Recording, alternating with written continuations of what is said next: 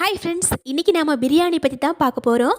நாம் எவ்வளோ தான் கஷ்டப்பட்டு வீட்டில் பிரியாணி செஞ்சாலும் நாம் ஒரு ஃபங்க்ஷனில் சாப்பிட்ற அளவுக்கு நமக்கு டேஸ்ட்டு கிடைக்காது இல்லைங்களா? ஆனால் நான் ஒரு ஃபங்க்ஷன் போனப்போ அங்கே எவ்வளோ சூப்பராக பிரியாணி செஞ்சாங்க அப்படின்னு நான் உங்களுக்கு பதிவு செஞ்சுருக்கிறேன். அது மட்டும் இல்லாமல் அவங்க என்னென்ன ட்ரிக்ஸ் ஃபாலோ பண்ணாங்க அப்படின்னு நான் உங்களுக்கு இதை சொல்கிறேன்.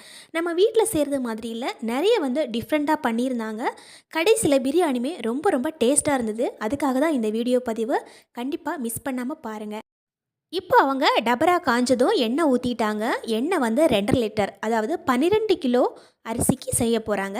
அதனால் 2.5 லிட்டர் எண்ணெய் ஊற்றிருக்கிறாங்க. 5 கிலோ அரிசிக்கு 1/2 லிட்டர் எண்ணெய் தேவைப்படும். அதனால் அவங்க 2.5 லிட்டர் அளவுக்கு எண்ணெய் எடுத்துருக்குறாங்க. இப்போ வெங்காயம் போட்டாங்க.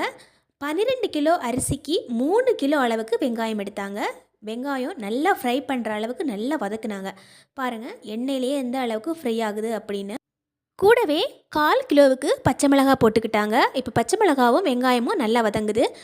இந்த வெங்காயமும் பச்சை மிளகாவும் நல்லா வதங்கினதுக்கு அப்புறம் தான் அடுத்த ஸ்டெப் ஃபாலோ பண்ணுறாங்க.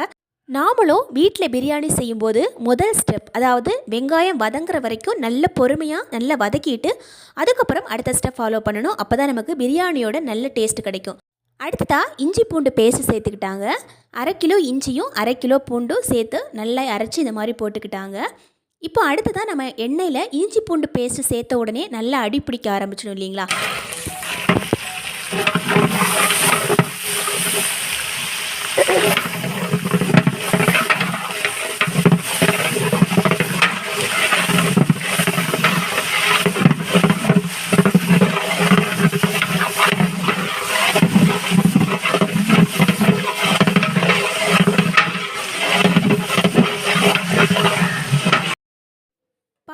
கொஞ்ச நேரம் வதக்கிட்டு இஞ்சி பூண்டு பேஸ்ட்டு நல்லா அடிப்பிடிக்க ஆரம்பித்ததும் அவங்க கொஞ்சமாக தண்ணி ஊற்றிக்கிறாங்க.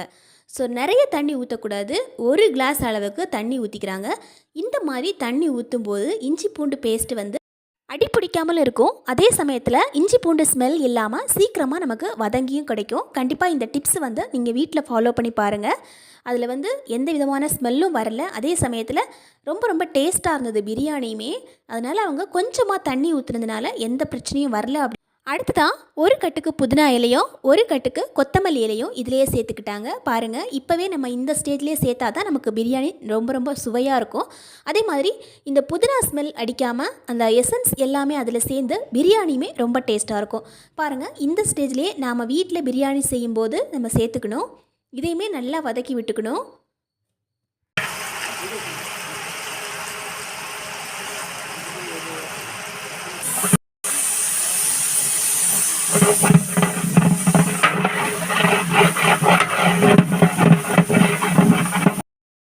வெங்காயம் 3 கிலோவுக்கு சேர்த்துக்கிட்டாங்க. அதே மாதிரி தக்காளியும் 3 கிலோவுக்குள்ள கொஞ்சம் கம்மியாக ஒரு 2.5 கிலோ அளவுக்கு சேர்த்துக்கிட்டாங்க. எல்லாமே நல்லா வதங்கினதுக்கப்புறம் மசாலா சேர்த்துக்கிறாங்க. அடுத்ததாக பார்த்திங்கன்னா மசாலா போடுறாங்க. பிரியாணி மசாலா, சிக்கன் மசாலா, இது ரெண்டுமே 100 கிராம் அளவுக்கு போட்டுக்கிறாங்க. கூடவே தேவையான அளவுக்கு மிளகாய் தூள் போட்டுக்கிறாங்க. கொஞ்சம் காரமாக வேணும்னா காரமாக போடுறாங்க, இல்லை கொஞ்சம் காரம் கம்மியாக போதும் அப்படின்னா தேவையான அளவுக்கு மிளகாய் தூளும் போட்டுக்கிறாங்க. இதில் இன்னொரு விஷயம் கூட சேர்த்துக்கிறாங்க. அது என்னென்னா தனியாத்தூள். நம்ம நார்மலாக பிரியாணி செய்யும்போது தனியாத்தூள் அவ்வளோவா சேர்த்துக்க மாட்டோம். ஆனால் இவங்க சேர்த்துக்கிறாங்க. தனியாத்தூள் ஒரு 100 கிராம் அளவுக்கு சேர்த்துக்கிட்டாங்க. இப்போ எல்லாத்தையும் நல்லா மிக்ஸ் பண்ணி நல்லா வதக்கி விட்டுக்கிறோம்.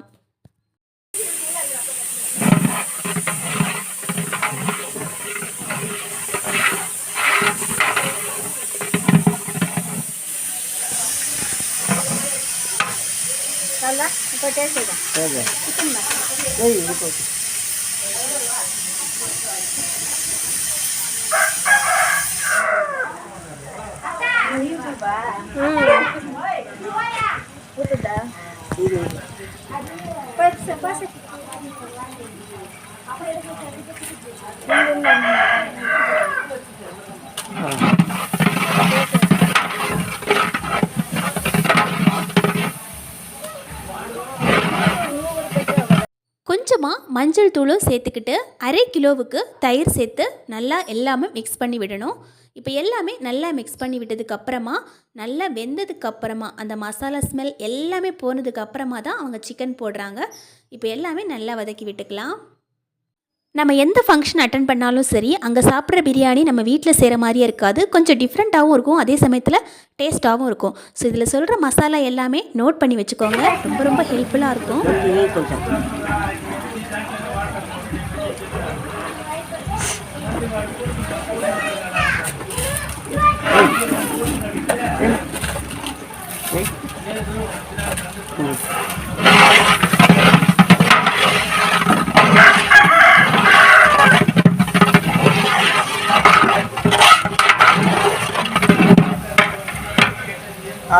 నీళ్ళు పాడేసి దాంట్లో నీళ్ళు పోయి చెప్తాను. தேவையான அளவுக்கு உப்பு சேர்த்துக்கலாங்க. 12 கிலோ அரிசிக்கு 15 கிலோ இறைச்சி போட்டாங்க, அதாவது 15 கிலோ சிக்கன் போட்டுக்கிட்டாங்கங்க. இப்போ எல்லாத்தையும் நல்லா மிக்ஸ் பண்ணி விட்டுக்கிறாங்க.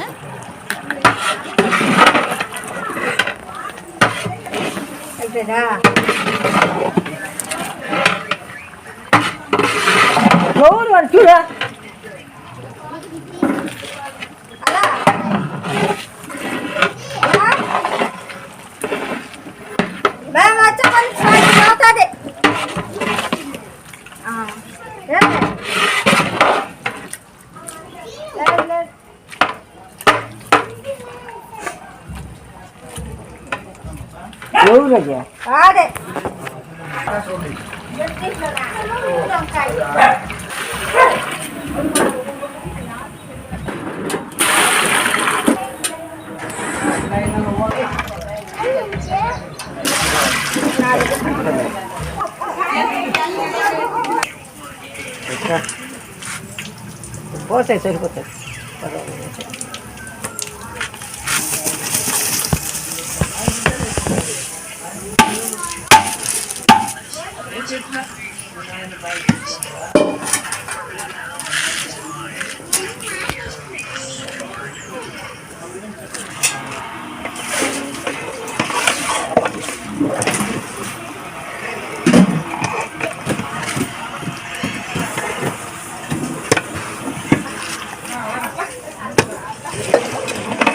తీసుకుంటావా?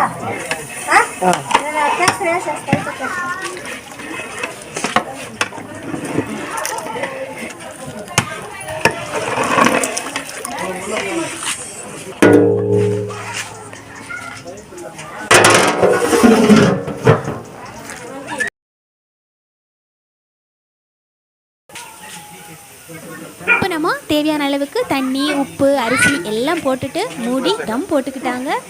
இப்போ நல்லா வெந்ததுக்கப்புறம் பாருங்கள், ரொம்ப ரொம்ப சூப்பராக இருக்கும் பிரியாணி. சாப்பிட்றதுக்கும் இதே மாதிரி செம்ம டேஸ்ட்டாக இருந்தது.